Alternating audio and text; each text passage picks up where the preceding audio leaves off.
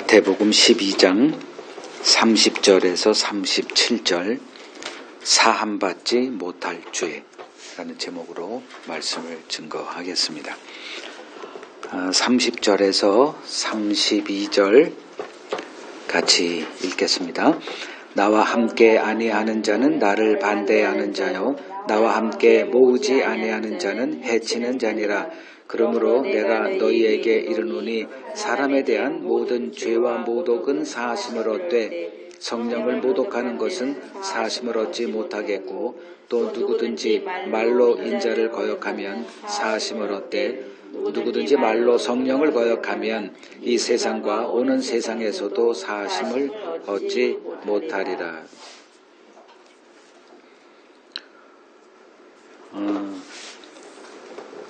기독교인이라면 누구나 알고 있는 상식 하나가 있습니다. 예수 그리스도를 믿으면 모든 죄가 사함받는다는 사실입니다. 과거의 죄, 현재의 죄, 미래에 우리가 또 지을 모든 죄에서 사함받는다는 것. 그런데 이제 오늘 본문을 보니까 주님께서 사함받지 못할 죄가 있다 하십니다. 그러니까 이런 죄를 범하면 이 세상과 오는 세상에서도 사함을 얻지 못한다 이렇게 말씀을 하십니다. 좀 내용을 보면 그 사람에 대한 모든 죄와 모독, 여기서 사람이라고 할 때는 이제 예수 그리스도를 증거했던 선지자들 그리고 예수 인간의 몸으로 오신 사람 예수를 뜻하겠죠. 그러니까 사람에 대한 모든 죄와 모독은 사함을 받지만 성령을 모독하는 죄는 사함을 받지 못한다라고 하십니다. 죄의 눈이 열린 사람들 그리고 예수 믿으면 모든 죄가 받는다라고 믿고 있는 그 신자들에게 이 주님의 말씀은 이렇게 섬뜩한 그 내용으로 다가올 수밖에 없습니다. 이게 무슨 뜻일까 살펴보겠습니다. 오늘 본문은 이제 이전 그 내용과 이제 연결이 되어 있습니다. 마태복음 12장 22절에서 29절까지의 그 내용을 조금 좀 복기를 해보면 예수께서 귀신 들려 보지 못하고 말 못하는 자를 이제 고쳐 주십니다. 이제 이 모습을 본 이제 무리들이 예수가 다윗의 자손, 즉 약속된 그리스도가 아니겠냐 이렇게 말을 하니 예수를 이단으로 보고 있던 이제 바리새인들은 예수가 귀신을 쫓아낸 것은 하나님의 능력이 아니라 귀신의 능력을 힘입어 그러한 일을 행한 것이다. 즉 예수는 그리스도를 사칭하는 흑색무민하는 사기꾼에 불과하다. 이렇게 하고 있던 거죠. 이에 대해서 예수님은 마귀가 다스리는 나라는 서로 분쟁하는 그러한 나라가 아니며 또 내가 마귀를 힘입어 귀신을 쫓아낸다면 너희들이 그 귀신을 쫓아내는 것은 누구 힘으로 하는 거냐? 내가 귀신을 쫓아내는 것은 성령을 힘입어 하는 일이며 이는 하나님의 나라가 임했다는 명백한 증거라라고 말씀을 하십니다. 그러니까 예수님은 성령을 힘입어서 강한 자 마귀를 결박하여 그의 집에 인질로 잡혀있는 자기 백성들을 구출하는 일을 하고 계셨던 겁니다. 그런데 이러한 예수의 일을 바리새인들은 마귀의 일이다라고 음해하고 있었던 것입니다. 그들을 향해서 예수님이 이제 30절 나와 함께 하지 않는 자는 나를 반대하는 자요 나와 함께 모으지 않는 자는 해치는 자라고 말씀을 하십니다. 예수님이 하시는 일은 다른 게 아니에요. 자기에게로 사람들을 이끄는 일이었습니다. 그런데 바리새인들은 이러한 예수의 일을 방해하면서 사람들을 예수에게 나오지 못하게 하고 있었던 거죠.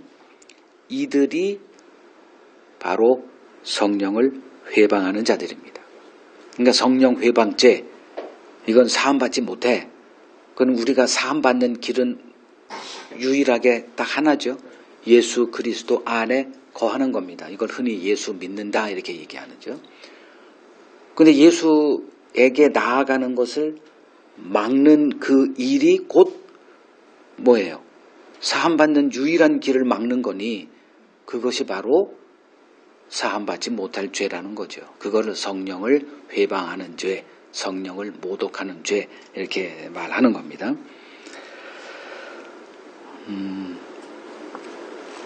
지금 바리새인들은 자신들도 천국에 들어가지 않고 또 들어가려 하는 자들도 들어가지 못하게 하고 있습니다.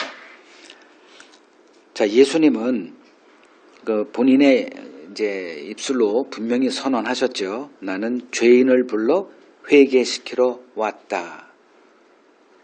그러니까 조금 상술하면 나는 의인을 부르러 온 게 아니라 죄인을 부르러 왔다. 이제 이렇게 선언하신 예수님이시기 때문에 지금 예수님은 죄인들, 그 대표자들인 세리들과 함께 하시며 그들을 자기 품으로 모으고 계셨던 거예요. 그런데 바리새인들은 예수가 하나님이 보낸 메시아가 아니었죠. 그 몇 가지 이제 증거를 대면서 예수는 하나님이 보낸 자가 아니야. 그런데 죄인들은 그 예수의 설교를 듣고 천국 갈 소망을 갖게 되면서 이제 회개하면서 예수를 이제 따르고 있는 거죠. 그런데 바리새인들이 예수를 따라다니면서 그들로 하여금 예수는 아니야. 예수에게 나아가는 것을 회방하고 있었던 것입니다. 그들의 표면적인 그 말에는 뭐 여러 가지 신학적인 얘기들이 이제 담겨 있습니다. 그러니까 율법을 보면 이런 그 메시아가 오기로 약속되어 있는데 그 지금 보니 예수가 이런 것 아니지 않느냐. 그러니 그를 따르지 마. 이렇게 얘기를 해요. 그러니까 겉으로 볼 때는 그들의 말에는 신학적인 내용이 담겨 있어요. 근데 실제 성경을 좀 이렇게 보다 보니 그거는 표면적인 말이고 그들의 말 속에 담겨 있는 다른 게 있다라는 거예요. 그게 뭐냐? 모든 대중을 예수에게 뺏기고 있는 것에 대한 시기였다. 마태복음 27장 봅니다. 마태복음 27장 18절.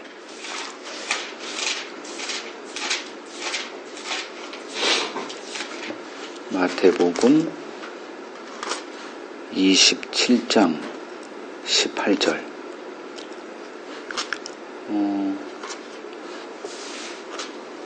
이는 그가 그들의 시기로 예수를 넘겨준 줄 알미더라. 이 빌라도 역시 뭐 겉으로는 뭐 예수가 이런 신성 모독의 죄를 범했고 율법을 무시했고 뭐 반란을 일으킨다 뭐 이런 허울 좋은 명분을 내세웠지만 이 그 똑똑한 이 빌라도 역시 그들의 말 그냥 액면 그대로 받지 않고 그 안에 있는 저 의를 보고 있다는 거죠. 그들이 예수를 자기한테 넘겨서 지금 죽이라고 하는 이유는 시기가 가득한 그들의 얼굴을 보고 있는 거예요. 자, 자기 양들을 예수에게 빼앗기는 것을 그들은 보고만 있을 수 없었던 것입니다. 이것이 그들을 맹인되게 했고 예수의 모든 일을 회방하는 자들로 만들었던 겁니다. 요한복음 한번 가보시죠. 요한복음 3장을 보면 1절 이렇게 돼 있어요. 그런데 바리새인 중에 니고데모라 하는 사람이 있으니 유대인의 지도자라.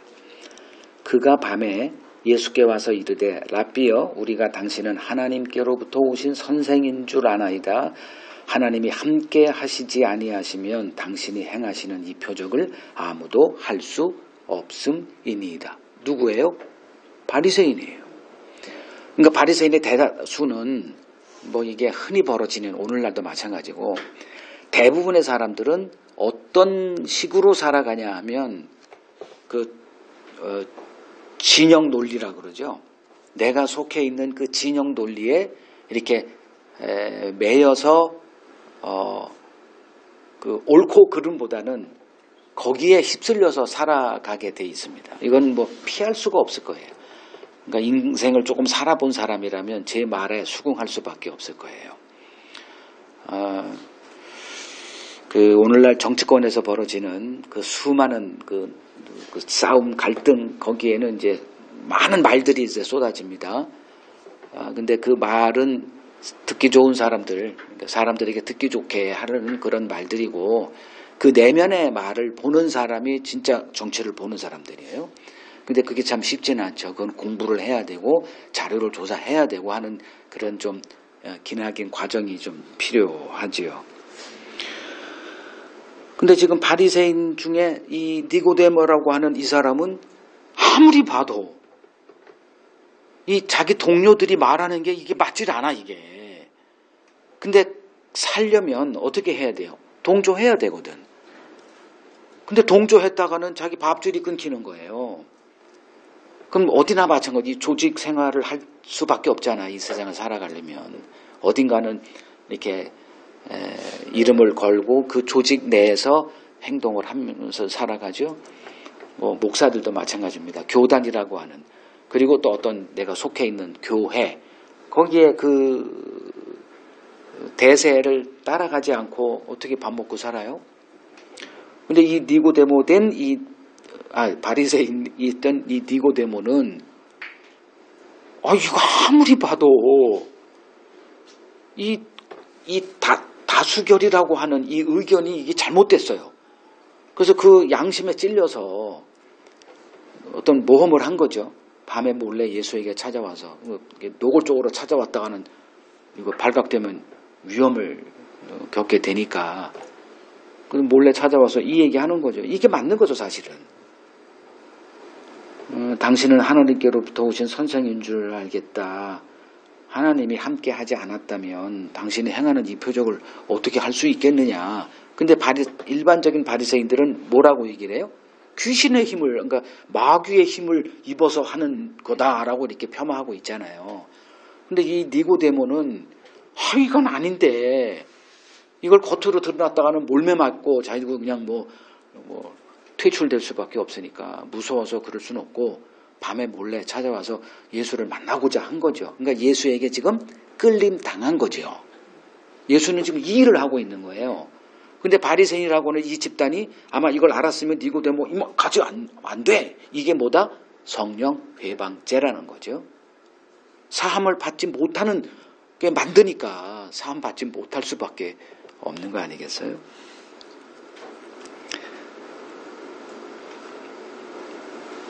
사람들은 많은 말들을 쏟아내고 살죠. 여러분도 예외 아니죠. 이 입술이 있다 보니 말을 하게 만들어 놨잖아요, 하나님이. 어떤 짐승도 이렇게 말을 하며 대화하는 짐승 본 적 있어요? 인간만 한다고, 인간만 말을 해.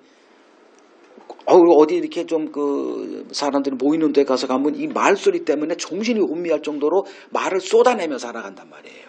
인간은 이 말을 하지 않고는 살지 못해요. 무슨 말이든 그 말을 쏟아내며 살아갑니다. 그런데 그 말에는 겉으로 드러내지 않는 숨겨진 뭔가가 다 감춰져 있어요. 그 남을 비방하고 뒷담한다 그러죠. 직장인들 하루 종일 시달리다가 퇴근할 때 이렇게 같이 좀 모여서 이렇게 어딜 가는 이유는 뭐예요? 쏟아내려고 하는 거예요. 못 견디는 거예요, 이걸. 그래서 치맥 먹으러 가자, 뭐 하러 가자 해가지고 뭘 해요? 누구 칭찬하는 거 봤어요? 그냥 쏟아내잖아요, 그죠? 그리고 우선 직장 생활에서 이제 그 상사나 어떤 대표나 이렇게 할 때는 어떤 말을 해요? 전혀 다른 말을 하잖아요. 그리고 퇴근해서 자기들끼리 했을 때는 이런 말. 그리고 실제 거기서는 또 이런 말. 이게 다 우리들의 모습이에요. 지금 바리새인뿐만 아니고 우리들이 다 그렇게 살아간다고요. 어느 정도 이제 철이도 들고 나면은 이제 좀 이게 무거워지는 어떤 이런 것들을 조금 이제 자각하는 일이 벌어지지만 참 쉽지 않죠. 그래서 이제 그런 것들을 이제 보게 되면 이제 나중에 발각이 되거나 다 근데 알더라고. 그래서 조심들 하세요. 다 알아. 저도 이렇게 교회 좀 성도들이 있는 그런 교회에서 하다 보니 이제 부목사들이 많았어요. 대표적으로 아주 15대는 담임 목사는 위에 있고 이제 아래층에서 우리가 이렇게 하고 있는데 입만 열면 그냥 이렇게 뒷담하는 거예요. 근데 나중에 다 알고 있더라고. 그걸 몰랐죠, 그거는. 그냥 거의 몇 년을 그냥 매일 쏟아내요. 매일. 그리고 목사님 앞에 이렇게 딱 서면 용비어천가로 쏟아내고 또 내려가면 또 그냥 폄하하고 비방하고 뭐 온갖 거 어떻게 그렇게 아는 게 많은지. 근데 사실은 다 알고 있더라. 근데 하나님이래야 어떠겠냐 이거죠. 사람들은 이러한 속내를 숨기고 멋진 논리와 화려한 이제 언어들을 쏟아내며 살아갑니다. 그래서 경쟁자들을 하나둘씩 제거하고 뭐 살아가죠. 자, 31절, 32절 보면 내가 너희에게 이르노니 사람에 대한 모든 죄와 모독은 사하심을 얻되 성령을 모독하는 것은 사하심을 얻지 못하겠고 또 누구든지 말로 인자를 거역하면 사하심을 얻되 누구든지 말로 성령을 거역하면 이 세상과 또 오는 세상에서도 사하심을 얻지 못한다라고 하십니다. 자, 여기서 이 말이 뭐냐면 자, 예수님은 그 하나님의 영광을 입고 오셨어요. 하나님의 영광의 옷을 내려놓고 오셨어요. 내려놓고 그냥 평범한 인간의 몸으로 이제 오셨다. 이거는 다 알고 있는 거죠. 그러니까 사람으로 왔습니다. 그걸 인자다 이렇게 얘기를 해요. 사람인, 사람자 이렇게 돼가지고 놈자, 사람, 예수, 인간 예수. 그래서 인자로 오신 예수가 그리스도임을 알아본 사람들은 아무도 없습니다. 중간에 예수님이 제자들을 데리고 가이사라 필립보로 한번 이렇게 여행을 갔던 적이 있죠. 거기서 사람들이 나를 누구라고 하니, 그럼 너희는 나를, 이렇게 너희라는 것은 나와 함께 이렇게 쭉 지내면서 나를 가까이서 낮과 밤이고 뭐 개인적인 모든 것들을 다 지켜본 너희는 나를 누구라고 생각하니 할 때 베드로가 그리스도입니다. 이제 이렇게 얘기했잖아요.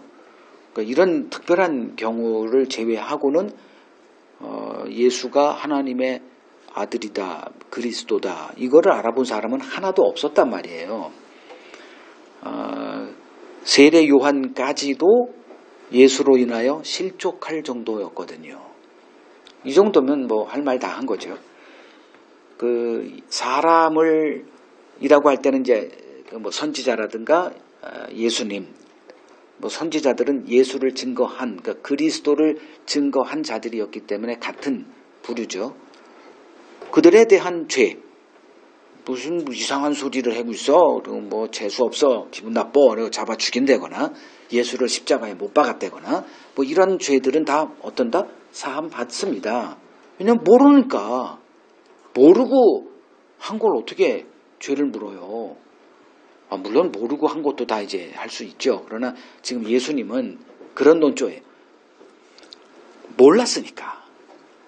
그걸 어떻게 알아? 예수님이 알아요. 자기를 지금 막 비방하고 뭐 뭘 해도 마귀의 힘을 빌어서 지금 하고 있다라고 하는 것도 그들이 왜 그러는지 알아요. 그러나 그 예수님이 하는 얘기는 성령을 모독하는 거를 걸고 넘어가요. 그게 뭐냐 하면 속내 겉으로는 그런 척 하면서 속내는 자기들의 욕망에 사로잡혀서 하는 것, 즉 이 바리새인들의 죄가 뭔지 주님이 지금 요 말씀으로 지적을 하고 있는 거예요. 뭐 우리 모두 예수를 십자가에 못 박은 죄에 참여했다는 것은 사도행전 2장에서 한번 제가 언급을 했죠. 그 오순절 때 저 외국에서 이렇게 디아스포라라고 하는 사람들, 그 유대인이었는데 그 유대인이 남유다가 바빌론에 의해서 멸망당하고 포로로 끌려가가지고 이렇게 막 전 세계에 흩어져 있는 사람들이 이제 몇백 년 동안 그렇게 있다가 몇십 년이지 그 동안에는 그러다가 이제 다시 이게 절기를 지키러 오순절에 1년에 3번 절기 때는 반드시 예루살렘에 와서 예배를 드리라고 하는 그 법에 따라서 이제 그걸 강건한 자들 이렇게 그들이 뭐 예수 십자가에 못 박고 하고는 아무 상관도 없죠. 예수가 십자가에 못 박힐 때 그들은 외국에서 그냥 있었던 사람이에요. 그 십자가도 몰라요. 근데 그들이 이제 이렇게 오순절 때 찾아온 그들에게 그때 성령이 임했고 그 성령 받은 제자들이 베드로가 대표적으로 이제 서서 그들에게 이런 얘기해줘. 너희가 십자가에 못 박은 이 예수를 하나님이 생명의 주가 되게 하셨다. 이런 얘기 한 거죠. 그러면 아니 우리들은 알지도 못했는데 우리가 예수를 십자가에 못 박았다고? 그렇게 보시는 거예요. 하나님은. 그러니까 예수를 십자가에 못 박은 죄에서 자유로운 사람들은 하나도 없죠. 예수 십자가에 못 박은 자예요. 그때 태어나지도 않은 우리도 다 그 죄에 참여한다는 거예요. 그러니까 이스라엘은 예수를 십자가에 못 박은 이 유대인들은 인간의 대표자로 서 있었던 자들이다. 그런 죄들은 다 뭐 사함 받는다는 거예요. 그런데 성령을 거역하는 이 문제는 전혀 차원이 다르다는 거예요. 그러면 그러니까 인자에 대한 죄는 사함받는다. 그럼 어떤 죄는 사함받아요? 알지 못하고 저지른 죄는 다 사함받습니다. 그래서 누가복음 또 한번 가보죠. 누가복음 23장 34절. 인간의 연약함에 대해서 언급할 때 한번 제가 말씀을 드린 적이 있죠. 이 십자가에 달린 예수께서 이렇게 얘기하세요. 아버지, 저들을 사하여 주옵소서. 자기들이 하는 것을 알지 못함이니이다. 지금 예수를 십자가에 달아놨어요. 자기들은 못하니까. 로마의 식민지배에 있었기 때문에. 그래서 빌라도에게 그 권세를 가진 빌라도를 찾아가서 막 이제 압력을 넣은 거죠. 빌라도는 결사적으로 예수를 석방하려고 했지만 그들의 압력 때문에 내가 이거 걸려들었네. 예수 풀어두면 자기도 반역죄가 되는 거예요. 그러니까 할 수 없이 그냥 손 씻고 나는 이 죄에 무관하다 이렇게 그러고서 이제 예수를 십자가에 못 박아 죽이게 했죠. 그것은 모르니까 그러니까 알지 못하는 자들의 죄는 다 사함을 받습니다. 그러나 알면서 저지른 죄는 사함받을 길이 없다. 이제 이렇게 얘기하시는 거예요. 자, 제 말이 좀 그냥 받지 마시고 까탈스럽게 들으라 그랬죠. 제 말이 맞아요, 틀려요? 우리가 행하는, 저지르는 죄 가운데 모르고 하는 죄가 많아요? 알고 하는 죄가 많아요? 알고 하는 죄가 많을걸요? 잘 생각해 보세요. 제가 지금 무슨 말을 하고 있는가? 말을 비꼬는 겁니다. 자, 사함받지 못하는 죄가 과연 존재할까요? 지금 예수님은 있다고 그러잖아요. 지금 세대 또 앞으로 올 세대 심각한 얘기예요.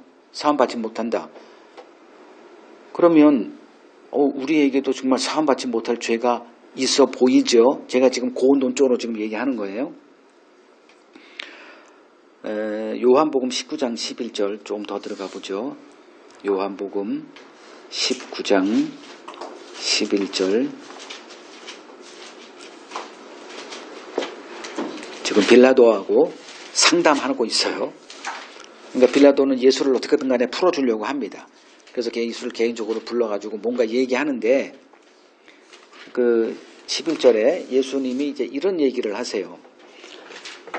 위에서 주지 아니하셨더라면 나를 해할 권한이 없어. 그러니까 빌라도는 지금 유대 총독으로서 가장 권세가 많은 자죠. 그러니까 자기 뜻에 따라 누구도 죽이고 살릴 수 있는 권한이 있어요. 그런 줄 알았죠. 그래서 10절에 그런 얘기를 하는 거죠. 내가 너를 놓을 권한도 있고 십자가에 못 박을 권한도 있는 줄 너 몰라? 왜 나한테 잘 좀 해? 이렇게 퉁명스럽게 하지 말고 그런 뉘앙스예요. 그럴 때 예수님이 하나님께서 너에게 그 권세를 주지 않았더라면 알지 못하고 막 얘기하지 마. 이 얘기죠. 그러므로 나를 내게 넘겨준 자의 죄는 더 크다. 이렇게. 그러니까 예수님도 큰 죄가 있고 작은 죄가 있죠. 이거 천주교에 이렇게 보시면 천주교에는 대죄가 있고 소죄가 있어요. 그래서 그 소죄는 그냥 자백하면 용서받는 죄, 가벼운 죄들이고 대죄는 좀 심각한 죄예요. 이거는 좀 심각해서 또 다른 어떤 그게 처방이 필요한 이게 죄를 이렇게 나눠 놓는단 말이죠. 그러니까 마치 이걸 보면 더 큰 죄가 있다 이렇게 보이죠. 여기서 나를 내게 넘겨준 자의 죄 이게 누구예요? 바리새인들이죠. 바리새인들로 구성된 산헤드린 그 대표가 이제 가야바 대제사장 그걸 얘기하는 거예요. 그러니까 그냥 바리새인이라 불러도 아무 상관없어요. 그러니까 바리새인들의 죄는 더 크다 이거예요. 나를 잡아 죽인 빌라도를 통해서 이제 죽임 당했으니까 그러나 그 죄보다 더 큰 죄는 뭐다? 나를 십자가에 내어준 너에게 이렇게 해서 고소하고 나를 비방하는 그들의 죄가 더 크다 이제 이 얘기를 하신 거예요. 자, 이것이 성령을 힘입어 귀신을 쫓아내는 예수의 일을 알고도 시기심 때문에 마귀의 일로 폄하하고 있는 바리새인들의 죄라는 거죠. 자, 구약의 예를 들어보겠습니다. 열왕기상 12장에서 이제 벌어지는 건 이미 이제 가보죠. 그거 펼쳐놓고 계세요. 설명할게요. 구약 열왕기상 12장 보면 26절로 가보세요. 배경을 설명합니다. 솔로몬이 죽고 나서 이스라엘이 두 쪽으로 나눠지죠. 남유다와 북이스라엘.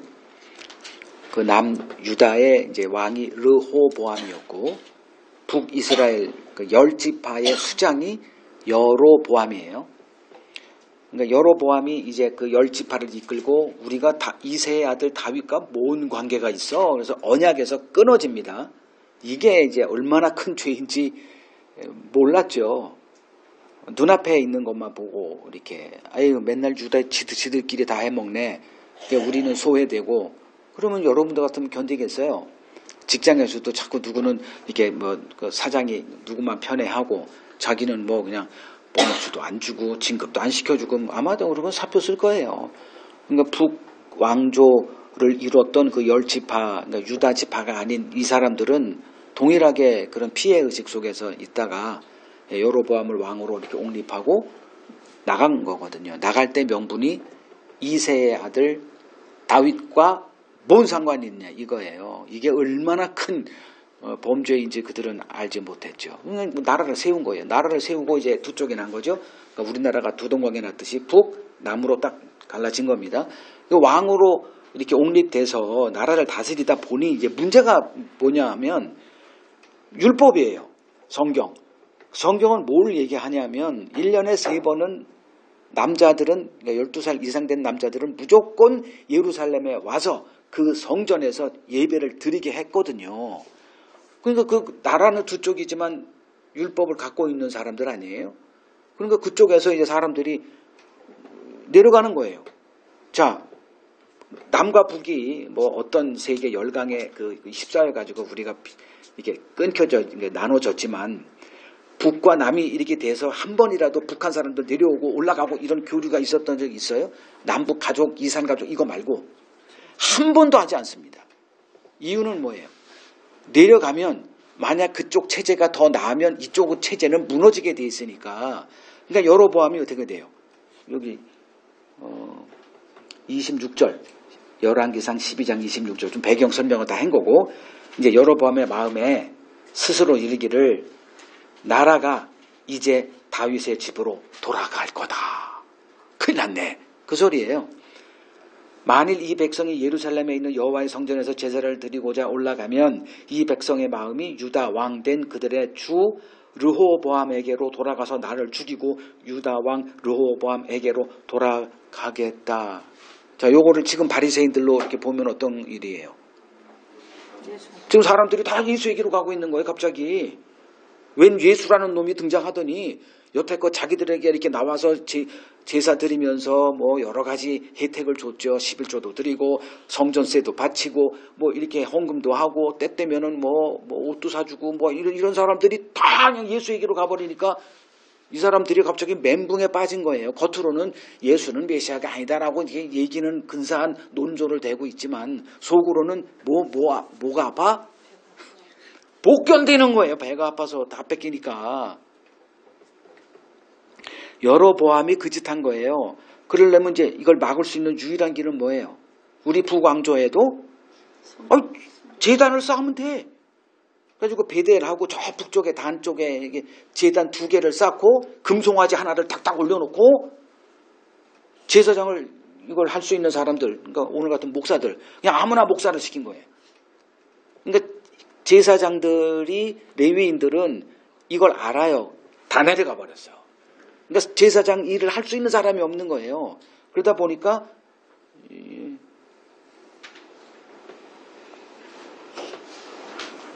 31절에 레위 자손 아닌 보통 백성으로 제사장을 삼는 일까지도 서슴지 않는 거예요.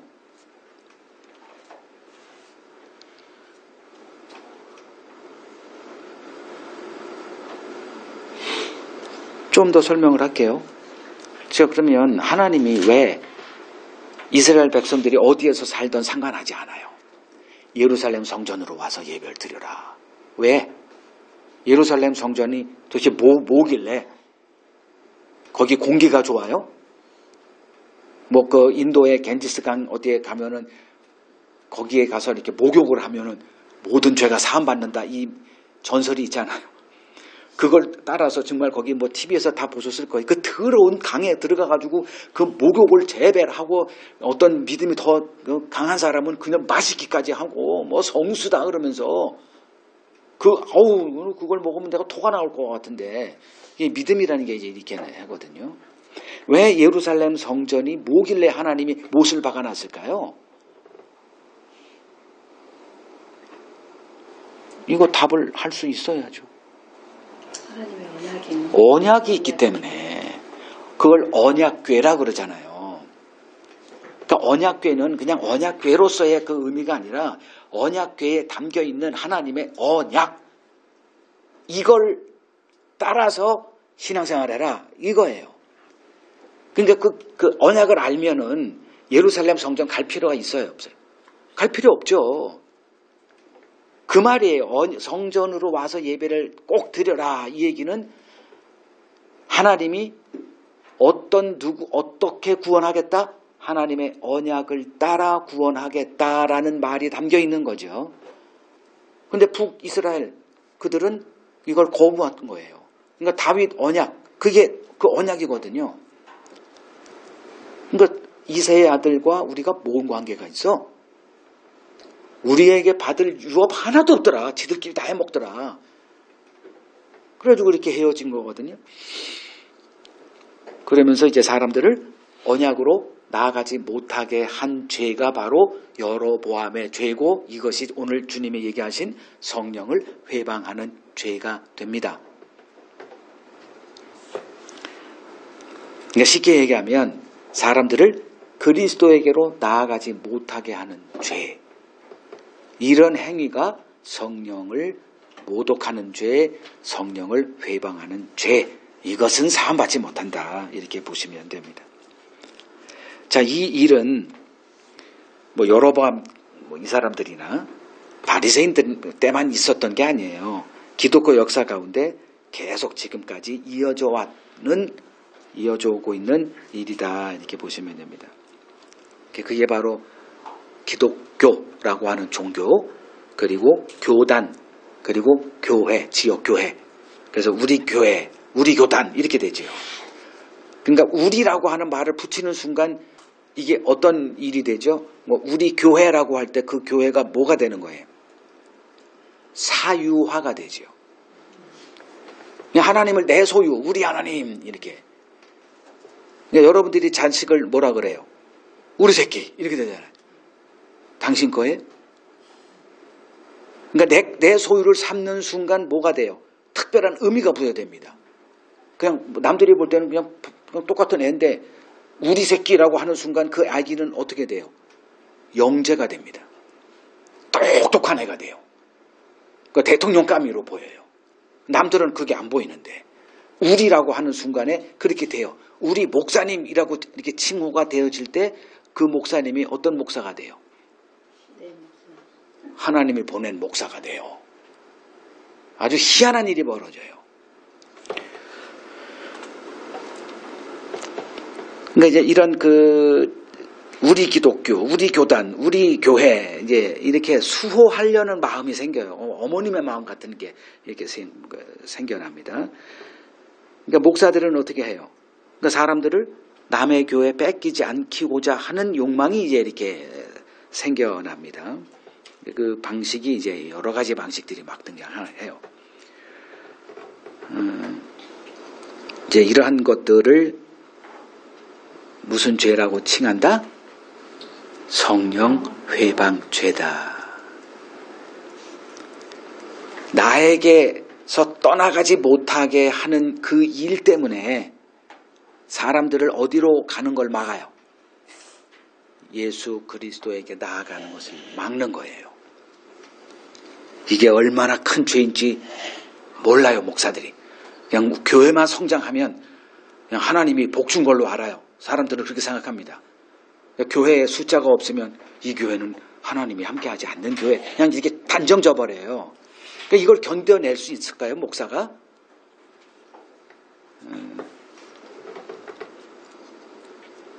그러니까 하나님의 언약이 아닌 자기 욕망의 눈이 멀어서 양심이 화인 맞아서 이런 일을 행하고 있다, 이렇게 보시면 틀림없습니다. 그러니까 성도를 자기 소유로 생각하는 목사들이 성령을 회방하는 죄입니다. 바리새인들이 그 유대인들 거기 있는 백성들을 뭐라고 생각했을까? 내 소유로 생각하고 있는 거예요. 근데 내 소유를 뺏어가는 누가 왔어? 이걸 가만히 둘 리가 없죠. 그게 예수라고 한들 누가 됐든 상관없어요. 그냥 폄하하고 비방하고 뭐 하나 틈 잡아가지고 지금 계속 하는 거죠. 앞으로 이제 우리가 마태복음 계속 볼 텐데 계속 그 일이 벌어지는 거예요. 어떻게 예수의 책을 잡아낼까? 다음 주도 마찬가지고.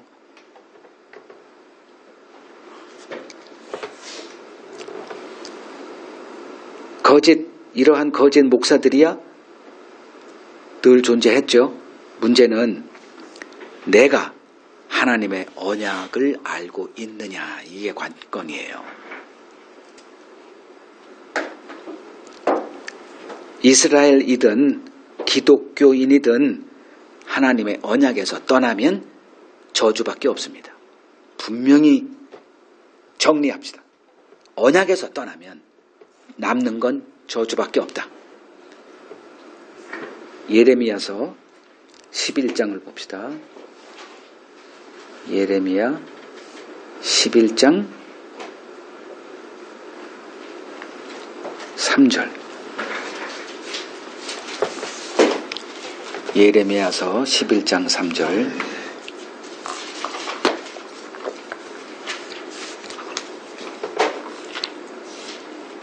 다 찾으셨죠? 같이 한번 읽어보겠습니다. 3절 4절. 그들에게 이르기를 이스라엘의 하나님 여호와께서 이와 같이 말씀하시되 이 언약의 말을 따르지 않는 자는 저주를 받을 것이니라.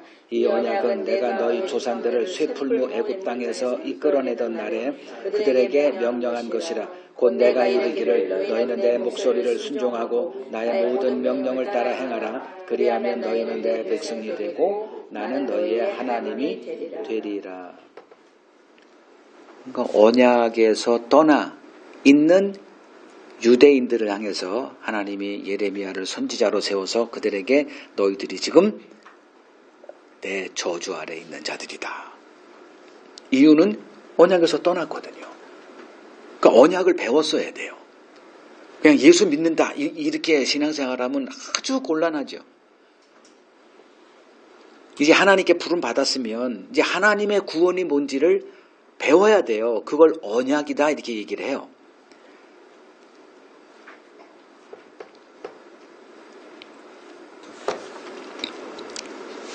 계시록 11장 신약성경 제일 끝에 계시록 11장 19절을 보죠.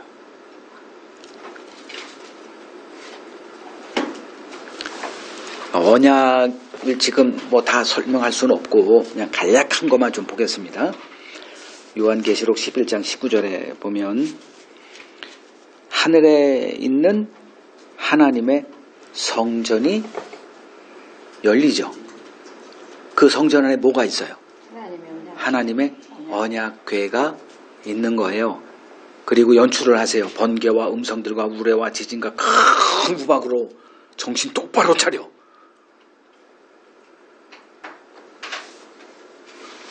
그러니까 천국에 뭐가 있다? 하나님의 언약이 있다는 거예요. 언약궤가. 이 말이 뭐예요? 언약을 바라보라는 거죠. 하나님의 언약 알아라. 여기서 시각, 관점, 너희들의 눈을 떼지 마라. 너희들의 모든 신앙의 터가 언약에 있게 하라. 이 소리입니다. 하나님의 구원이 언약을 따라 되어질 것을 하나님이 선언하시는 거죠. 구약이든 신약이든 언약 중심입니다. 언약에서 떠나면 저주밖에 없습니다. 그것이 기독교인이라고 하는 신분이 보장해 주는 게 아니고 이스라엘인이라고 하는 그 신분이 지위가 보장해 주는 게 아니에요.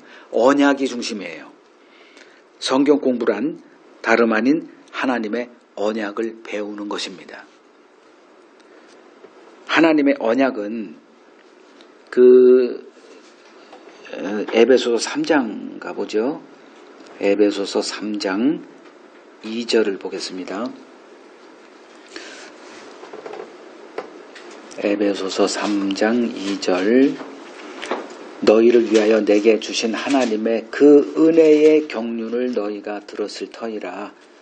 곧 계시로 내게 비밀을 알게 하신 것은 내가 먼저 간단히 기록함과 같으니 그것을 읽으면 내가 그리스도의 비밀을 깨달은 것을 너희가 알 수 있으리라. 이렇게 말합니다. 자, 언약은 뭐다? 2절에 은혜의 경륜이다. 이렇게 말합니다.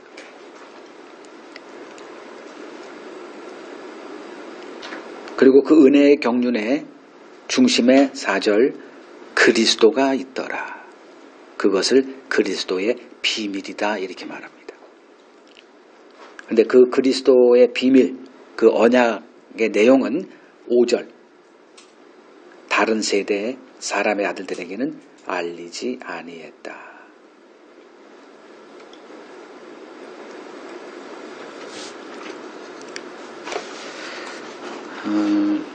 이 비밀이 허락된 자들이 언약 백성들이고 이들이 하나님의 은혜의 영광을 찬송하는 자들로 세워집니다. 이들이 천국을 유업으로 받을 자들이에요. 자, 제가 지금 왜 이걸 말씀드리냐면 지금 여러분들이 이 신앙의 과정을 걷고 있느냐 이걸 확인해 보라는 거예요. 그냥 교회만 다니고 예수 믿으면 뭐 어떻게 되겠지. 아니에요. 물론 시작은 그렇게 되죠. 처음에 뭘 알겠어요? 그러나 하나님의 그 부르심은 뭐의 부르심이다? 하나님의 언약을 알아가는 그 과정으로의 부르심이다. 이거 쉽지 않아요. 그러니 이스라엘도 망했고 오늘날 기독교도 이 하나님의 언약이라는 단어는 들어서 알겠죠. 언약교회라는 교회 이름도 있으니까. 근데 그 내용을 이해하는 일은 참 그 노력이 필요하고 수고가 필요하고 그렇습니다. 자, 33절에서 37절 읽겠습니다. 나무도 좋고 열매도 좋다 하든지 나무도 좋지 않고 열매도 좋지 않다 하든지 하라. 그 열매로 나무를 아느니라. 독사의 자식들아, 너희는 악하니 어떻게 선한 말을 할 수 있느냐? 이는 마음에 가득한 것을 입으로 말함이라. 선한 사람은 그 쌓은 선에서 선한 것을 내고 악한 사람은 그 쌓은 악에서 악한 것을 내느니라. 내가 너희에게 이르노니 사람이 무슨 무익한 말을 하든지 심판날에 이에 대하여 신문을 받으리니 내 말로 의롭다함을 받고 내 말로 정죄함을 받으리라. 이제 인간의 말에 대한 이야기죠. 주님은 말을 보는 게 아니에요. 말은 어디에서 나오죠? 마음에서 나오는 거죠. 지금 마음을 아시기 때문에 인간의 말에 대해서 이렇게 말씀을 하실 수가 있습니다. 자, 바리새인들은 자신들이 귀신을 내어 쫓는 것은 하나님의 능력으로 하는 거고 예수가 귀신을 쫓아내는 일은 마귀의 능력이다. 지금 이렇게 폄하하고 있습니다. 이들을 향해 주님은 나무도 좋고 열매도 좋다 하든지 나무도 나쁘고 열매도 나쁘다 이렇게 얘기를 해라. 그러니까 귀신을 쫓아내는 일은 성령의 힘으로만 되는 일이다. 그러면 귀신을 쫓아내는 내 일을 선하다라고 얘기해야 되는데 지금 뭐 악한 일이다 이렇게 마귀의 일, 그 힘을 빌어서 하고 있으니 이렇게 얘기하고 있지 않니? 이유는 그들이 그렇게 하는 이유는 자기 그 사람들을 나에게 다 뺏기고 있는 시기심 때문이라는 걸 주님이 알고 계세요. 그러니 어떻게든 예수를 깎아내리는 일에 지금 이제 함몰되어 있다 보니 이 바리새인들이 똑똑한 사람들이거든요. 근데 그냥 아무 말이나 지르는 거예요. 그러니까 예수님이 반박할 때, 야, 좀 말이 되는 소리를 해라. 그냥 망신을 당하고 그 수치감 속에서 도망갈 수밖에 없는 일이 계속 반복됩니다. 이유는 뭐예요? 욕망에 사로잡히면 지혜를 초월하더라는 거예요. 인간은 굉장히 논리적이에요. 아무리 좀 둔한 사람도 나름대로 논리를 갖고 살거든요. 굉장히 지혜로운데, 근데 어느 순간에 보면은 이 지혜나 논리로 이렇게 어떤 일을 결정하는 게 아니라 뭐로 하더라? 감정을 따라 하게 돼 있어요. 인간의 지혜는 감정을 이기지 못합니다. 욕망을 이기지 못한다는 거예요. 그게 인간이에요.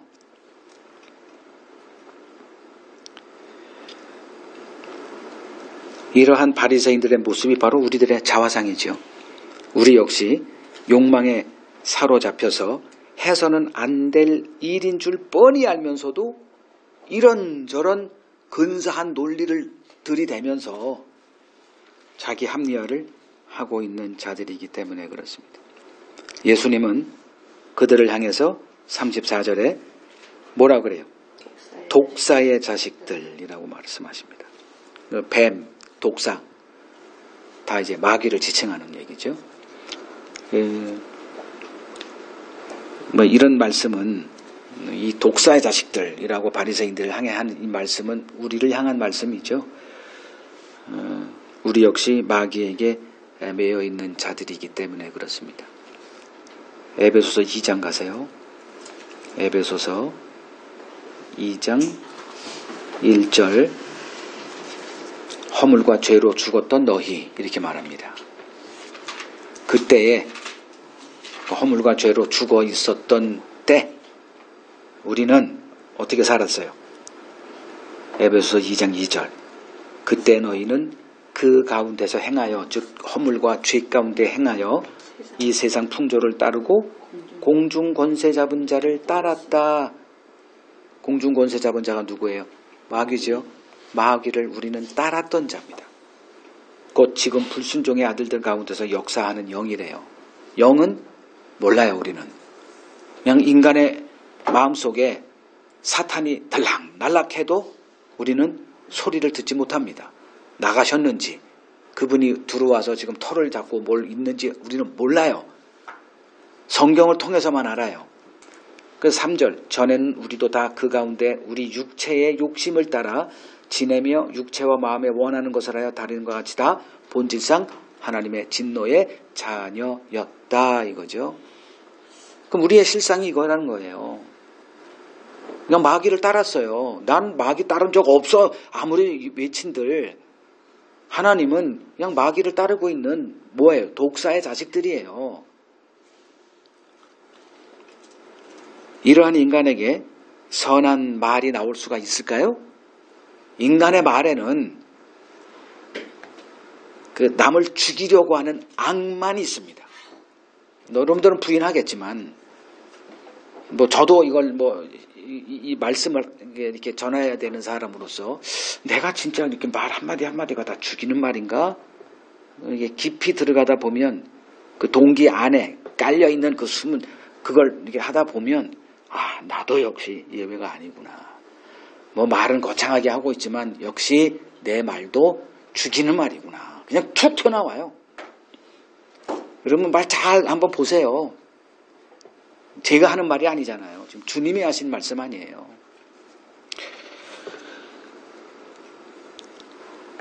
인간에게 선한 말은 나오지 않습니다.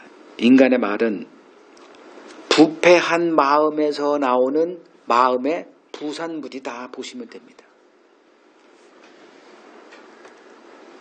그러니까 그 사과나무에서는 뭐가 열려요? 사과가 열려요. 악한 나무다 그러면 무슨 열매가 맺어요? 악한 열매가 맺어요. 주님은 우리를 악하다 하십니다. 뭐 때문에? 마음이 부패했기 때문에.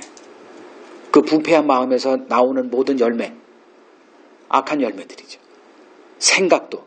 그래서 창세기 6장 5절에 인간이 하는 모든 생각이 항상 악하다. 어떤 거는 악이고 어떤 건 선이겠지가 아니에요. 항상 악이에요. 왜? 나무 자체가 나쁜 나무이기 때문에. 근데 우리는 이걸 반발하죠. 이거 수용하는 사람 나 본 적 없어. 다 반발해. 직접적으로 얘기하면 관계 다 끊어져요. 그러니까 저도 이렇게 공중파로 이렇게 툭 던질 수밖에 없죠. 내가 누구를 향해서 이런 얘기를 해보세요. 교회 다 떠나요.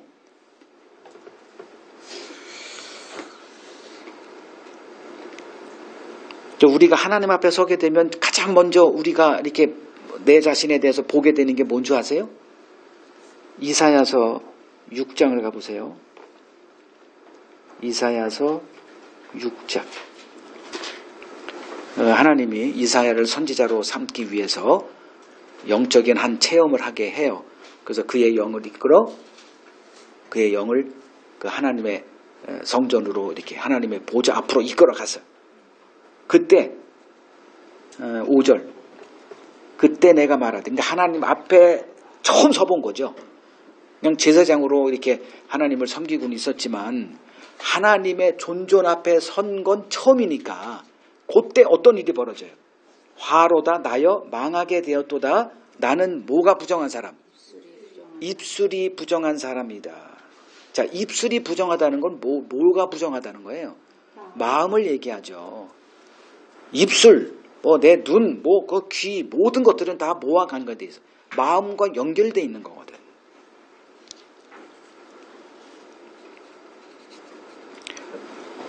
자, 이렇게 우리는 이런 말들을 쏟아내며 살아가죠. 그러니까 말은 마음의 창이니까 우리 마음은 결국은 말을 보면서 다 알 수 있는 거예요.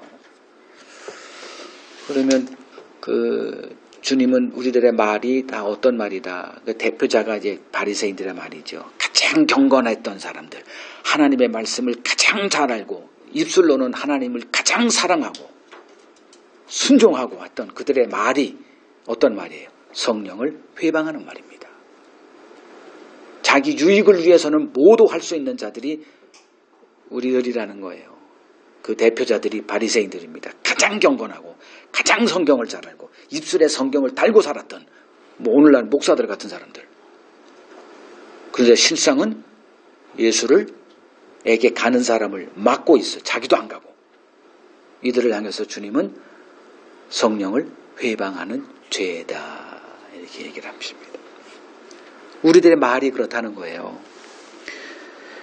우리가 무슨 무익한 말을 하든지 심판날에 그에 대한 신문을 받게 될 것입니다.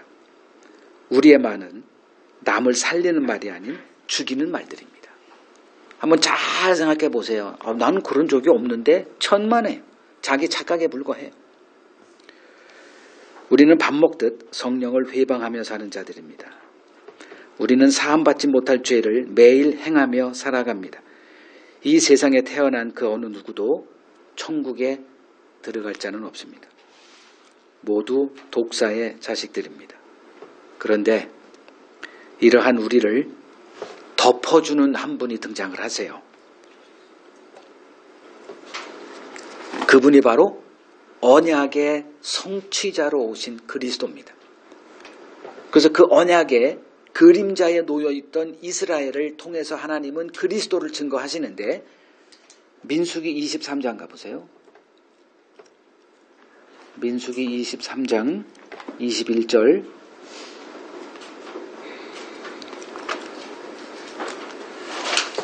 그 모압 왕 발락이 이스라엘이 쳐들어오니까 어떻게 상대할 재간이 없는 거예요. 소문을 들어보니 애굽도 아작을 냈대. 그리고 숫한 이제 여기까지 올 때까지 많은 그 전쟁이 있었는데 다 뭐 이스라엘 앞에서는 풍지박살이요. 그러니 이건 군대의 힘으로 싸울 수 있는 나라가 아니구나. 그래서 주술을 이용하기로 하죠.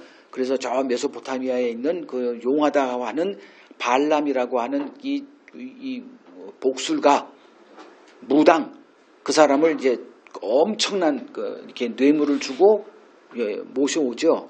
그리고선 이제 이스라엘을 저주하라 요구를 할 때 저주를 해야 되는데 조건은 딱 하나. 하나님이 내게 하라고 하신 말씀만 하겠습니다가 조건이에요.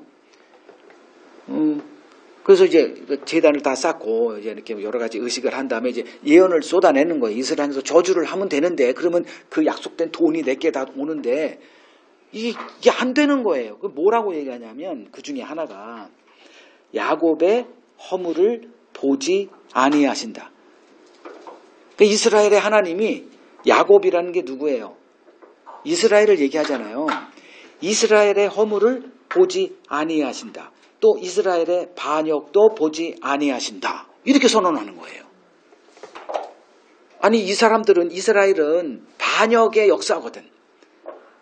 그래서 홀딱 망해요. 이스라엘은 매일 그들은 하나님을 반역했어요. 매일 성령을 모독했고 하나님을 모독하고 언약에서 떠나 있었고 근데 언약에 관한 한 이렇게 나와요. 하나님은 이스라엘의 허물을 보지 아니하신다. 하나님은 이스라엘의 반역을 보지 아니한다. 근데 실상은 어떻게 돼요? 하나님께서 이런 얘기를 하세요. 그리고 두들겨 패요. 아수르의 몽둥이, 바벨론의 몽둥이를 털어가지고 사정없이 그들을 진멸해버립니다. 그걸 포로되게 하세요. 근데 실상은 어떤 자들이에요? 허물을 안 봐 이거예요. 이게 언약 백성의 영광입니다.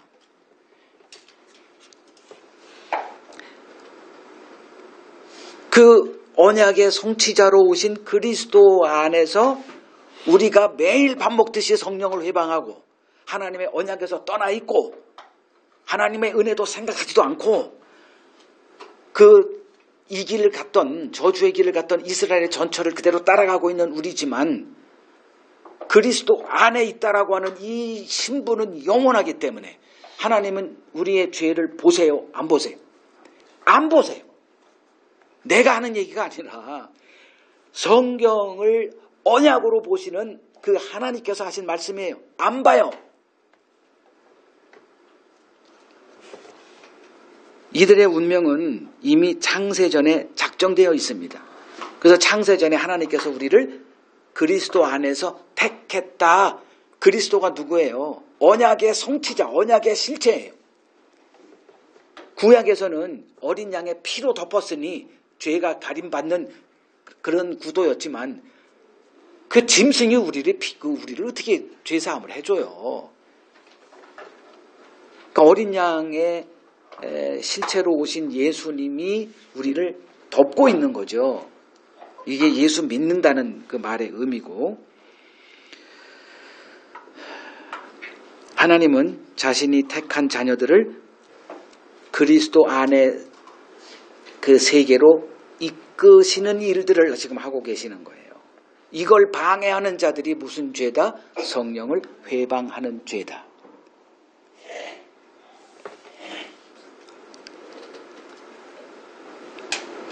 내가 천국 갈 수 있는지 묻지 말고 내가 지금 그리스도 안에 거하고 있는지를 물으십시오. 내가 언약의 눈이 열려 있는지를 물으세요. 언약 모르겠는데요. 그러면 다 내려놓으시고 다시 시작하십시오. 늦지 않았어요. 언약 공부부터 하십시오. 구약의 하나님이 언약을 딱 이스라엘에게 언약궤를 주시고 그 언약궤 가는 곳마다 승리하게 하시고 언약을 그 이스라엘 백성들이 언약에 아는 백성으로 이렇게 삼기 위해서 몸부림치는 하나님의 일들을 구약 성경에서 보시고 그리고 예수님이 등장하셨을 때 구약의 모든 것들이 이 언약의 실체로 오신 그리스도를 얘기하는 이거였구나. 이거를 알고 이제 새롭게 시작을 하시면 됩니다. 그리스도 안의 세계는 우리의 모든 죄가 그리스도의 피로 가림을 받는 세계예요. 우리는 매 순간 악한 말을 쏟아내며 살아갑니다. 그런데 하나님은 이러한 우리의 허물을 보지 않으십니다. 왜냐하면 우리는 참 도피성 되신 예수를 알고 그분에게 피한 자이기 때문에 그래요. 이걸 아는 자가 이제 하나님의 죄사함의 그 은혜를 누리는 자들입니다.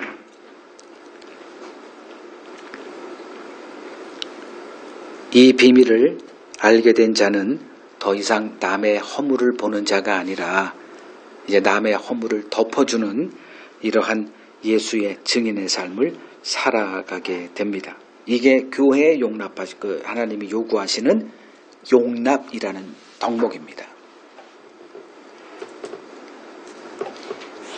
천국은